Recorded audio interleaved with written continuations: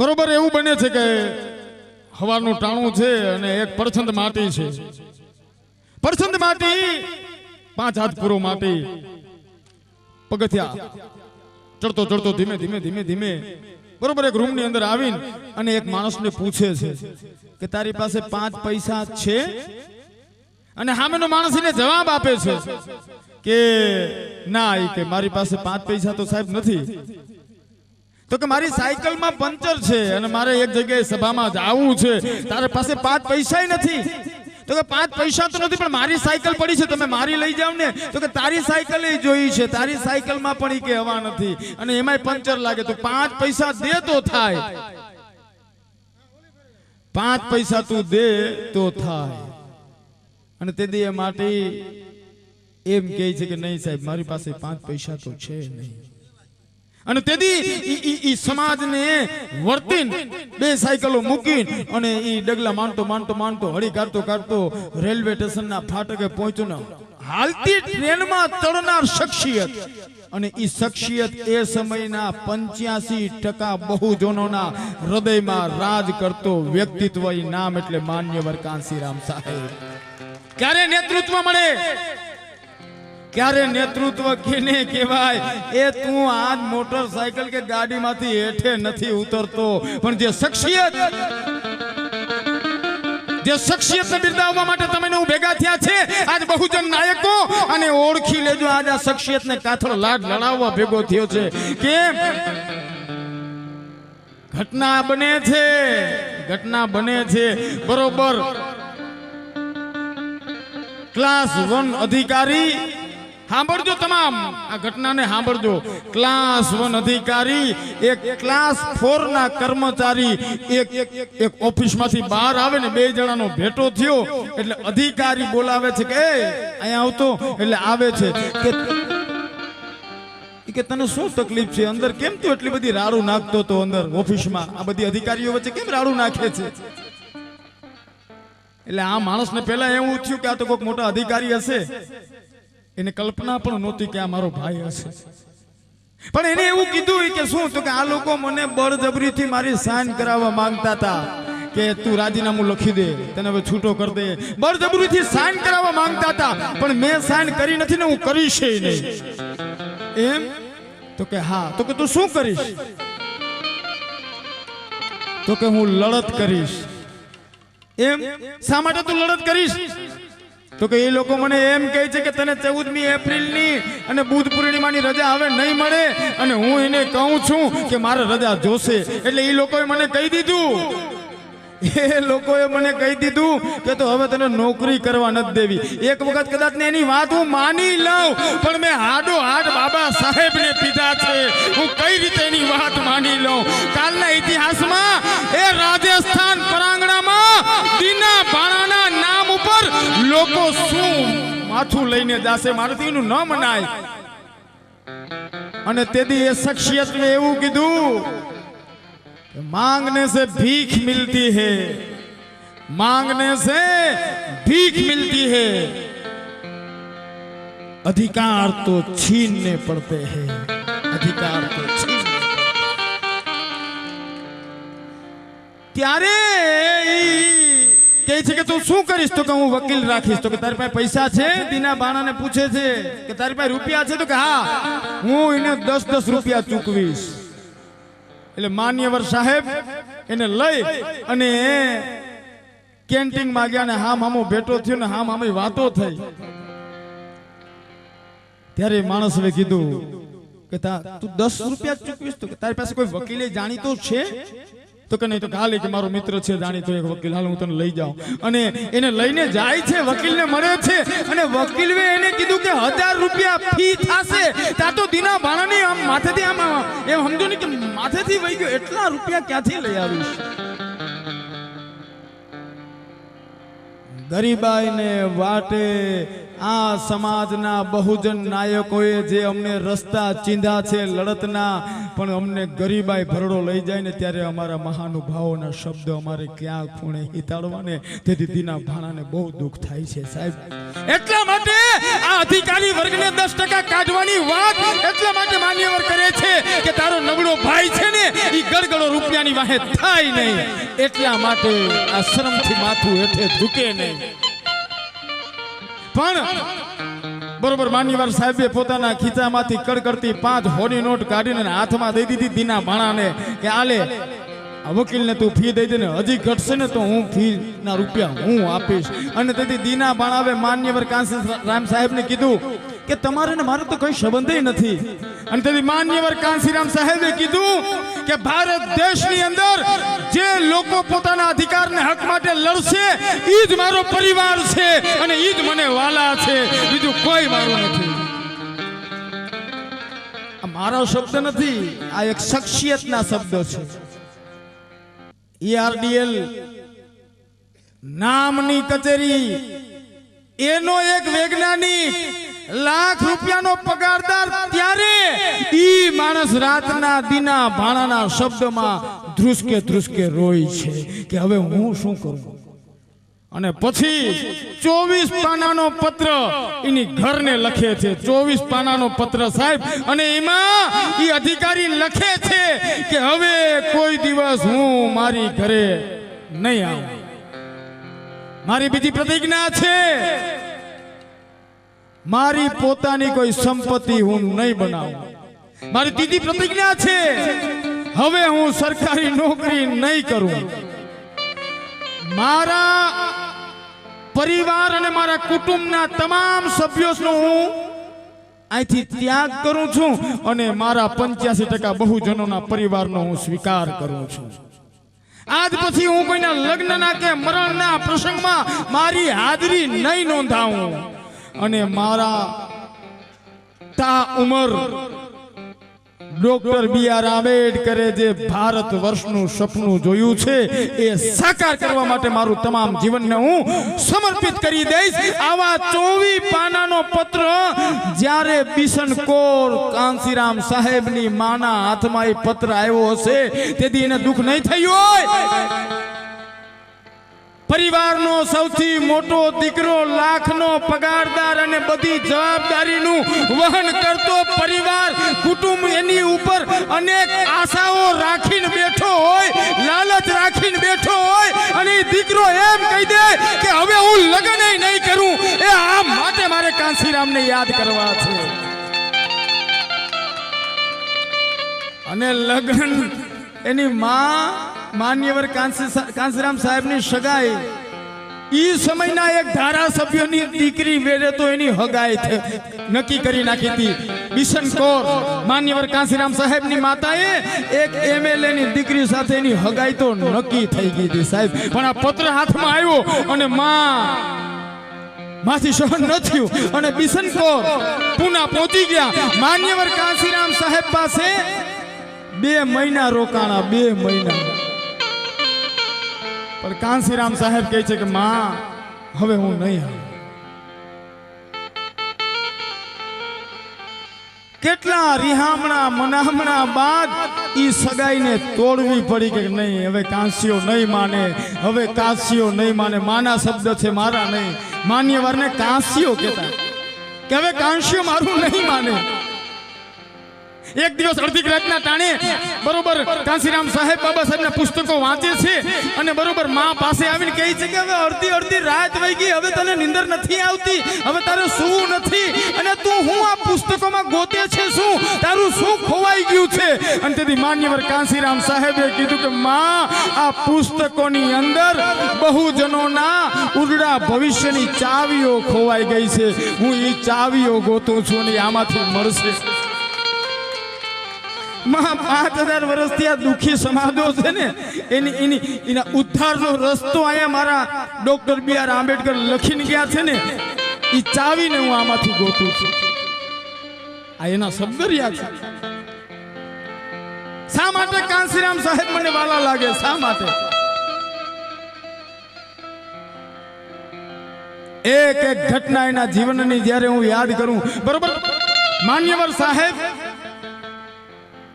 એક સભા પૂરી કરી, એક ચાલીની અંદર રાત નિવાસ કર્યો. પોતાનું ગંજી જે બનિયાન પહેરે ને એ બનિયાન હામી દોડી ઉપર સુકાતું હતું. બે કાર્યકર્તા આવ્યા એટલે બનિયાનની હાલત જોઈને તો કોઈ એમ ન કહે કે આ કોઈ પહેરતું હશે.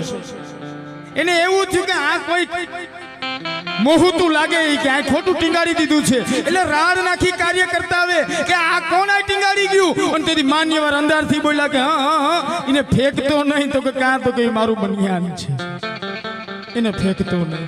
અને તેથી એ કાર્યકર્તા બજારમાં ગયો અને એક નવું બનિયાન લઈને આવ્યો અને કાંસીરામ સાહેબના હાથમાં દીધું. તેથી કાંસીરામ બોલ્યા કે હવે ઓલું ટીંગાઈ છે ને, તો કે હવે તને છૂટ છે, હવે તું એ ફેંકી દે. એ આને વખાણીએ.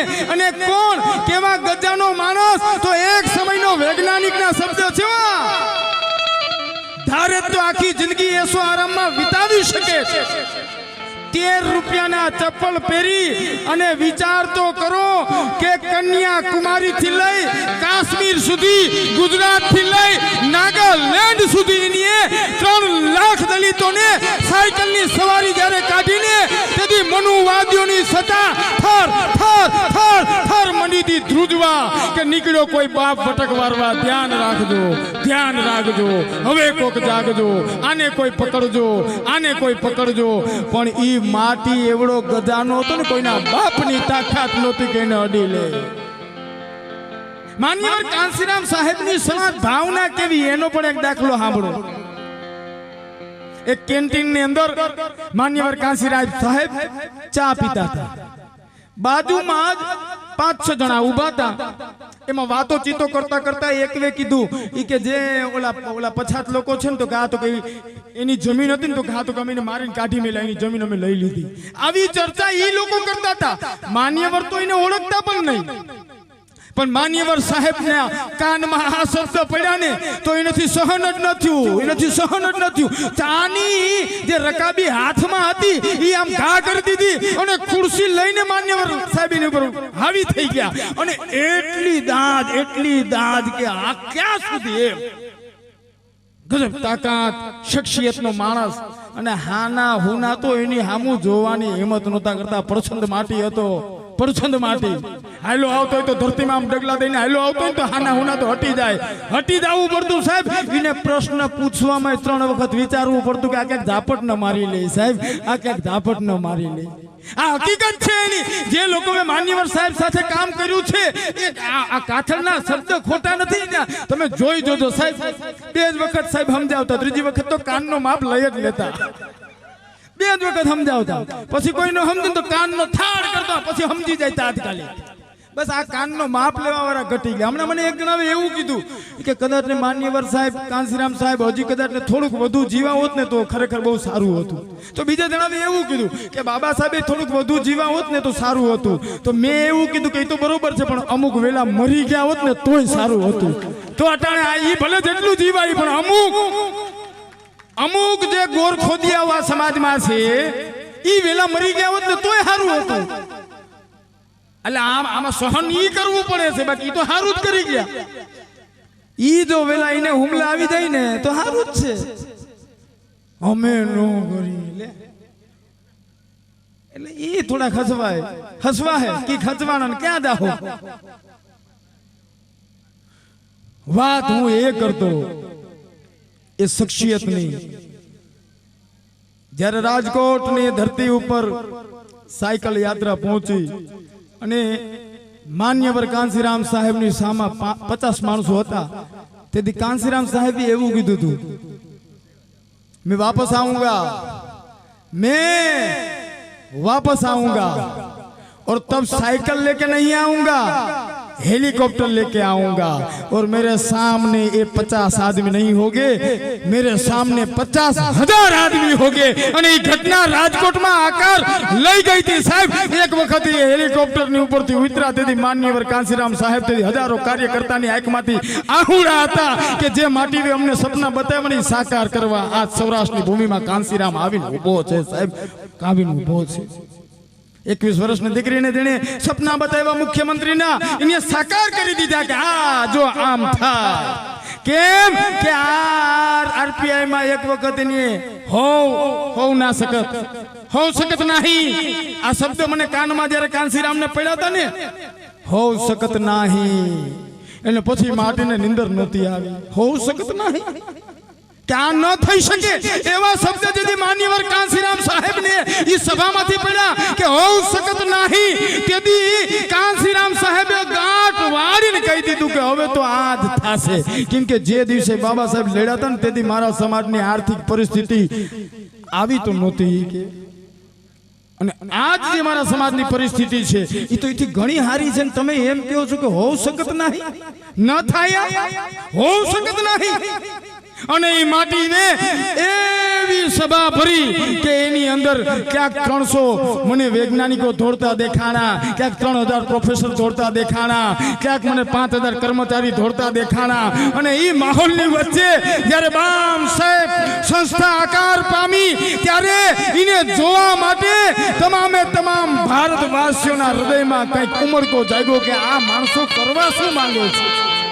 અને પછી એને એવું લાગ્યું કે હવે રાજકીય સત્તાઓ, પછી એને DS4 ની સ્થાપના કરી.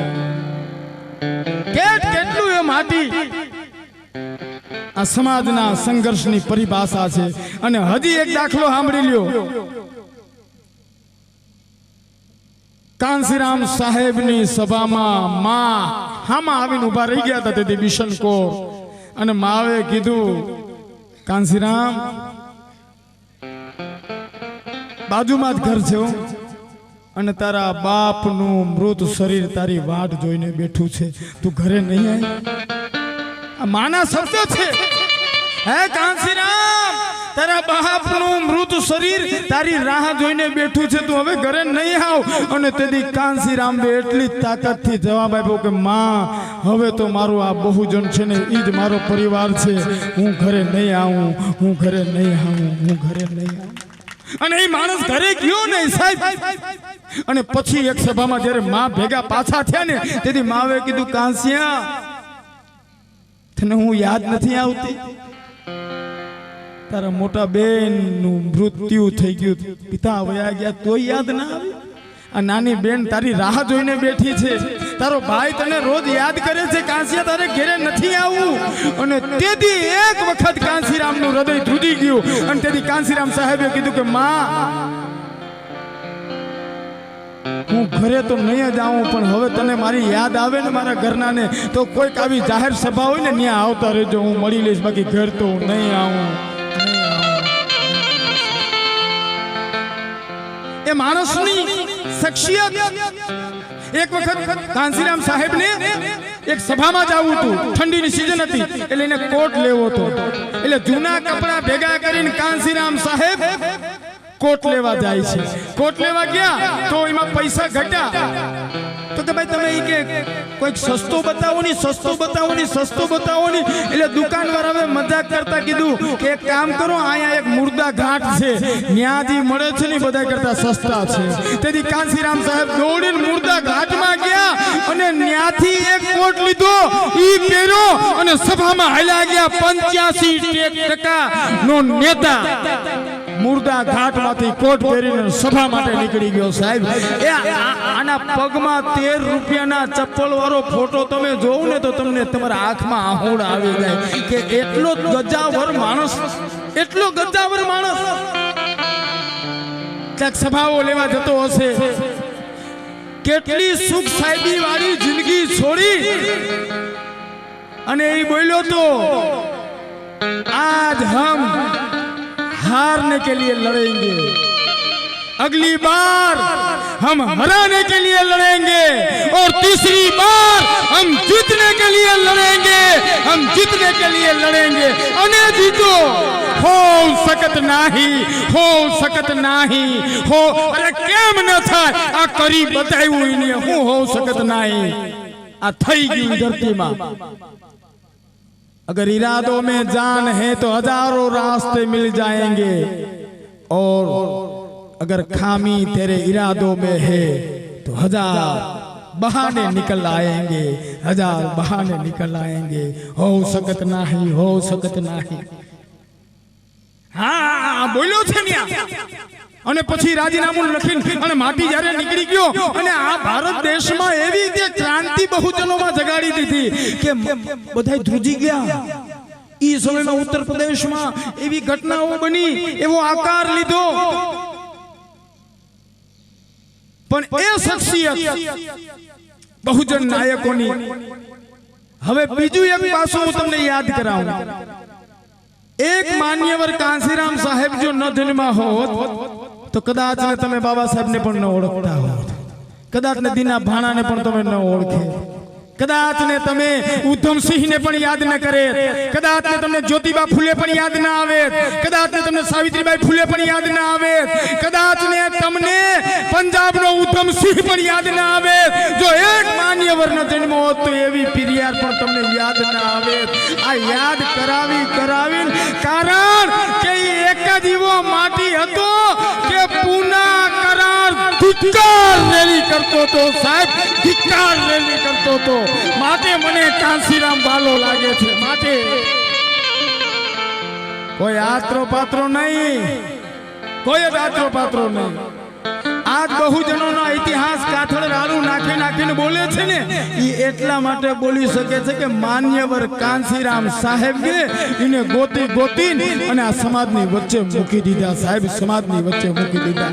એ આવોથી તમને બીજો કોણ નેતા મળશે કે મોતી આમ એનું કામ કરતો હોય, એની પાસે જઈ એનું બાવડું ચાલીને એમ કે હવે તું આ દેશનો શાસક છે, હાલ અને ધારાસભ્ય બનાવી દે साहेब, અને ધારાસભ્ય બનાવી છે।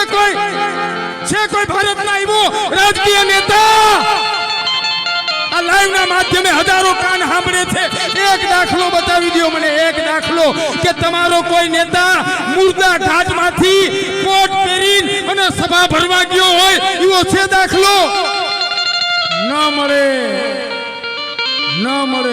बहुजन हिताय बहुजन सुखाय आ भावना प्रस्थापित करनार मानस એટલે માન્યવર કાંસીરામ સાહેબ, એટલે માન્યવર કાંસીરામ સાહેબ। શા માટે આજ તમારે ને મારે આ દિવસની ઉજવણી કરવી પડે? તો એના પાયામાં આ વસ્તુ સમાયેલી છે। ઘણા એમ કે મેં બાબા સાહેબ ને બધાય પુસ્તક વાંચ્યા, ઘણા એમ કે મેં બાબા સાહેબ ના ઘણા પુસ્તક વાંચ્યા, અને કાંસીરામ સાહેબ કહે છે કે મેં તો બાબા સાહેબ નું એક જ પુસ્તક વાંચ્યું, મેં તો એક જ પુસ્તક વાંચ્યું। અને નક્કી તમે કરી લ્યો છો, આ હકીકત તો કહું છું, મારી ઘરની વાતો નથી। હકીકત જેથી મેં પેલું પુસ્તક વાંચ્યું તો અહીંયા જ મને તો હબાકા નીકળી ગયા હતા, અને અમુક કળી ખાધા એમ કે અમે તો બધાયને વાંચ્યા। એને ડીડીટી ના ટીપા પાવ, હવાર બપોર ને હાથ બે હું ભાઈ તારી જરૂર છે? જેને પોતાના સમાજના ઇતિહાસમાં રસ નથી, જેને આ બહુજનોના લીલા માથા દઈને એ તારો દીકરો આજ મામલેદાર કે કલેક્ટર કે કાથરાજ ક્લાસ 2 છે ને, તો એમાં આ લોકો એના લોહી રેડ્યા છે। ઈ દિવસ ક્યાં ભૂલી ગયો? એ તને આંગળે ઉગવાની તારી ઓકાત નહોતી, ઓકાત જઈએ તારા ઘરની અંદર તું મિનરલ પાણી પીને, મિનરલ પાણી ઘેરે જઈને ए भाई तारी घेरे जई અને તારું મિનરલ આરો નું પાણી નો કાચના ગ્લાસમાં જઈ તું પાણી ભરને, તેથી એક વખત વિચાર કરજે કે આ પાણી માટે પણ આંદોલનો કરવા પડ્યા છે। જી આ વિશ્વમાં બનેલી પ્રથમ ઘટના હોય, ચૌદાર તળાવ યાદ આવે છે મને, ચૌદાર તળાવ યાદ આવે છે। અને આજ મારો દીકરો કાકો કલેક્ટર, મામો મામલેદાર, આને સમાજ યાદ આવતો નથી। આ ન મર્યા લ્યો, જે સમાજ પોતાનામાં જન્મેલા મહાપુરુષોને યાદ નથી કરતો, ઈ સમાજમાં મહાપુરુષો જન્મ પણ લેતા અટકી જાય છે। હું નથી કહેતો, આંબેડકરી વિચારધારા કહે છે. તો આ શખ્સિયત હતી